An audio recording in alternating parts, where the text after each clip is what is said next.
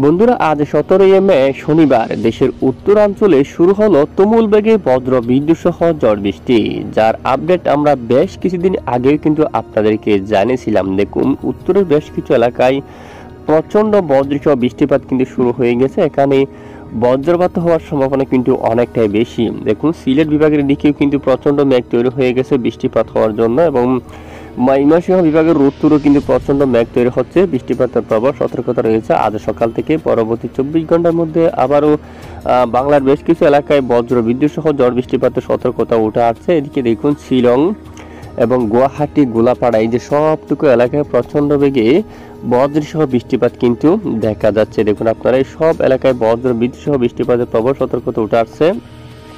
পরবর্তী 24 ঘন্টায় কোন কোন এলাকায় বৃষ্টিপাতের সম্ভাবনা তা দেখাবো, এবং বঙ্গোপসাগর বুকে তৈরি হতে যাচ্ছে শক্তিশালী নিম্নচাপ, যা পরবর্তীতে ঘূর্ণিঝড়ের রূপ নিতে পারে। তো কোন দিকে যাবে, কোন দিকে আঘাত করতে পারে, তা আমরা সরাসরি দেখিয়ে দেবো। এছাড়া বেশ কিছু এলাকায় গুমট ব্যবসা গরম কিন্তু রয়েছে। আজ কোন কোন এলাকায় কত ডিগ্রি সেলসিয়াস তাপমাত্রা উঠতে পারে, বা কোন কোন এলাকায় গুমট গরম থাকবে, তা সরাসরি দেখাবো। তো ভিডিওটি সম্পূর্ণ দেখুন। তো ইতিমধ্যে স্যাটেলাইট ইমেজের উপর দেখা যাচ্ছে ভারী মেঘ কিন্তু উত্তরের বেশ কিছু এলাকায়, এখানে বাঘমারার দিকে, তারপর সিলেট, শিলং, এখানে বিশনবাপুর, নেত্রকোনা, সব এলাকায় কিন্তু ভারী মেঘ জমতে দেখা যাচ্ছে। ময়মনসিংহ বিভাগের অনেক এলাকায় প্রচন্ড বজ্র বিদ্যুৎ সহ ঝড় বৃষ্টিপাতের সম্ভাবনা রয়েছে, এবং দেশের এখানে সিলেট বিভাগেরও বেশ কিছু এলাকায় বজ্র বিদ্যুৎ সহ বৃষ্টিপাতের সম্ভাবনা রয়েছে, এবং পরবর্তী 24 ঘন্টায় আরও অনেক এলাকায় বৃষ্টিপাতের সতর্কতা উঠে আসছে।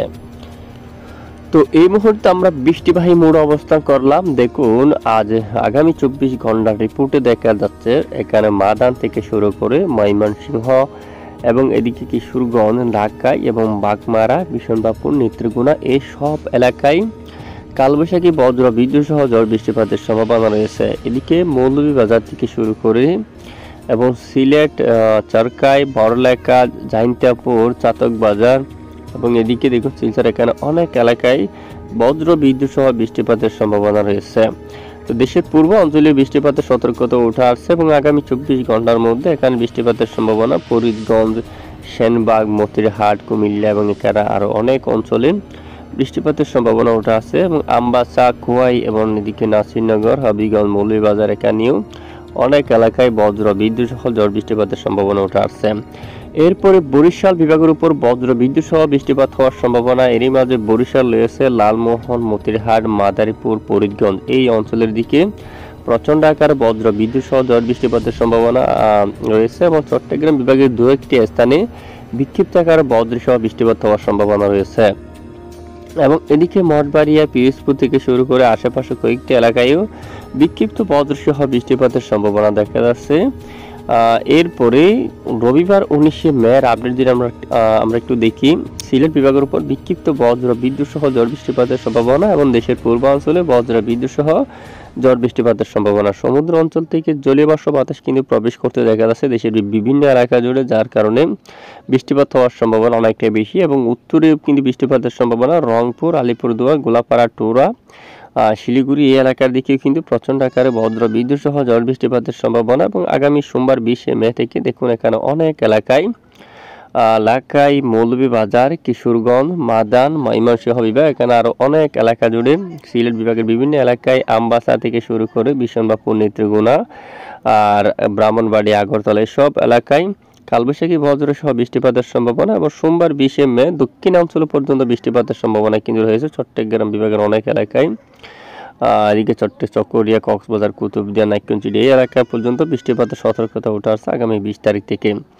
এবং 20 তারিখ নাগাদ এদিকে কলকাতা থেকে শুরু করে এখানে আরও অনেক এলাকায় বৃষ্টিপাতের সম্ভাবনা। রাজশাহী, তারপর এদিকে কলকাতা, দেখুন এই যে এই অঞ্চলে, এবং আমরা ম্যাপটা বড় করছি, চন্দননগর, এখানে শান্তিপুর এবং নদিয়া, উত্তর 24 পরগনা, এখানে অনেক এলাকায় বজ্রসহ বৃষ্টিপাতের সম্ভাবনা কিন্তু রয়েছে। মূলত আগামী কয়েকদিন দেশের বেশিরভাগ এলাকায় কালবৈশাখী বজ্রসহ প্রচণ্ড আকারে বৃষ্টিপাত থাকার সম্ভাবনা কিন্তু রয়েছে।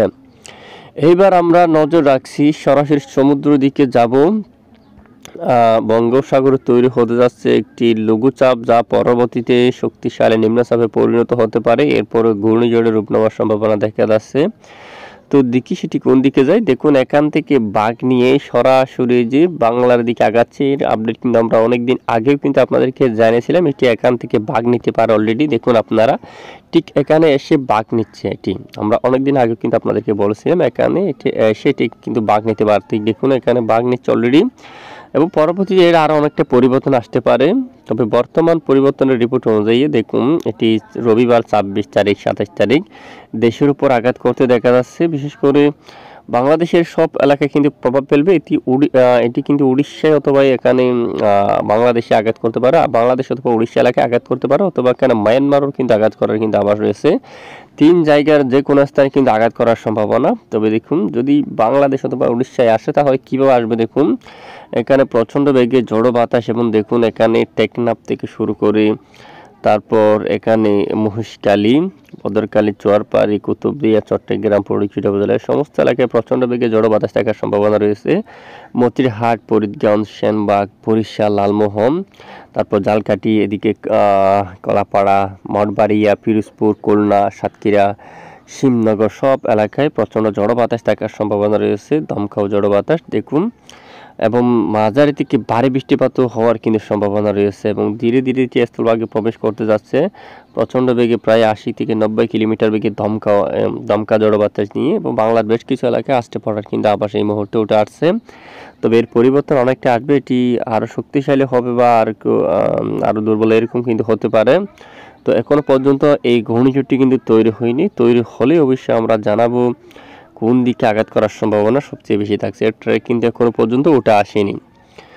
তো এবার আমরা একটু যাচ্ছি তাপমাত্রার দিকে।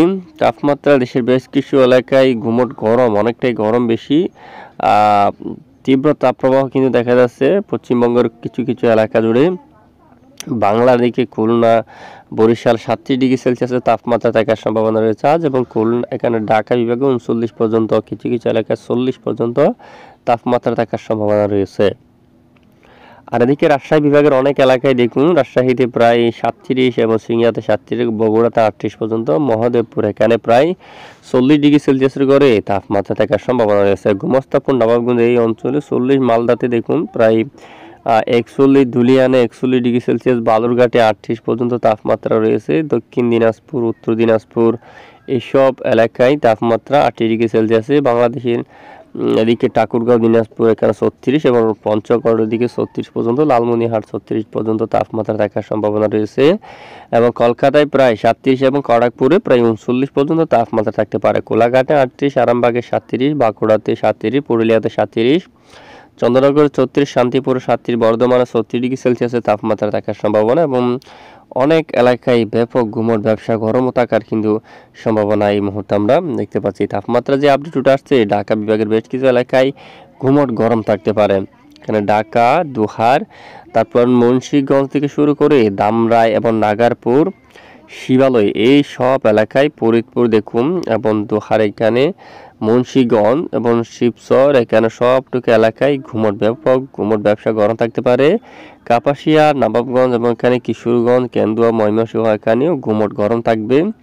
বগুড়া, সিংড়া, পাবনা, শাইলকোপা, যশোর, লোহাগাড়া, তারপর এখানে অনেক এলাকায় ব্যবসা গুমোট গরম থাকতে পারে। পিরোজপুর, মঠবাড়িয়া, খুলনা, সাতক্ষীরা, শিবনগর, তারপরে এদিকে বরিশাল, পটুয়াখালী, ঝালকাঠি এবং মতিরহাট, লালমোহন, কলাপাড়া থেকে শুরু করে এখানে অনেক এলাকায় গুমোট গরম থাকবে। ফরিদগঞ্জ এবং সেনবাগ, এবং এদিকে ফেনী, মিরসরাই, ফটিকছড়ি উপজেলা, চট্টগ্রাম এবং কুতুবদিয়া, কক্সবাজার উপকূলীয় সবটুকু এলাকায় গুমোট ব্যবসা গরম থাকার সম্ভাবনা কিন্তু দেখা যাচ্ছে।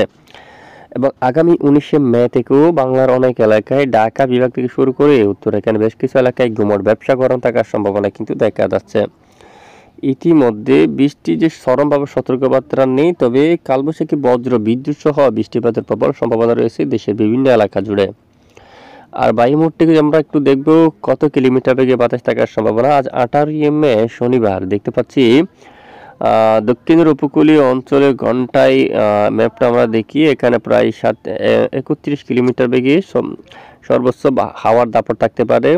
টেকনাফ, কক্সবাজার, কুতুবদিয়া থেকে শুরু করে মহেশখালী, চরপাড়ি, বদরখালী, এবং এদিকে দেখুন চট্টগ্রাম এবং এই যে সন্দ্বীপ, হাতিয়ার উপরও প্রায় ঘন্টায় 37 কিলোমিটার বেগে দক্ষিণে দমকা বাতাস থাকতে পারে। এবং কলাপাড়া থেকে শুরু করে এই যে সর্বশেষ এখানে অনেক এলাকায় ঘন্টায় 39 কিলোমিটার বেগে দক্ষিণে ঝড়ো বাতাস থাকার সম্ভাবনা। বরিশাল এবং খুলনা বিভাগের একাধিক এলাকায় 28 কিলোমিটার পর্যন্ত সর্বোচ্চ বাতাস থাকার সম্ভাবনা রয়েছে। ঢাকা বিভাগে প্রায় দেখুন এখানে 31 কিলোমিটার, সিলেটের উপর যদি যাই সেখানে 22 কিলোমিটার, ময়মনসিংহ বিভাগে প্রায় 26 কিলোমিটার, রংপুরে 23 কিলোমিটার, এদিকে মালদায় এবং এখানে মালদায় এই অঞ্চলের দিকে দক্ষিণ দিনাজপুর 40 কিলোমিটার পর্যন্ত পশ্চিম বাতাস থাকবে এবং এদিকে মুর্শিদাবাদ, মেহেরপুর এবং নদিয়া সব এলাকার দিকেও হাওয়ার দাপট থাকবে প্রায় এই যে 23 কিলোমিটার পর্যন্ত এবং দক্ষিণ 24 পরগনা, উত্তর 24 পরগনা 24 কিলোমিটার, কলকাতায় 26 এবং খড়গপুর এবং পূর্ব মেদিনীপুর, পশ্চিম মেদিনীপুর এখানে 36 এবং এদিকে আরেকটু এসে দামবাদ এই সব এলাকা জুড়ে জামশেদপুর 38 কিলোমিটার বেগে ঝড়ো বাতাস থাকার সম্ভাবনা। তো এ হচ্ছে আজকের আবহাওয়ার গুরুত্বপূর্ণ রিপোর্ট। এতক্ষণ আমাদের সাথে থাকার জন্য ধন্যবাদ।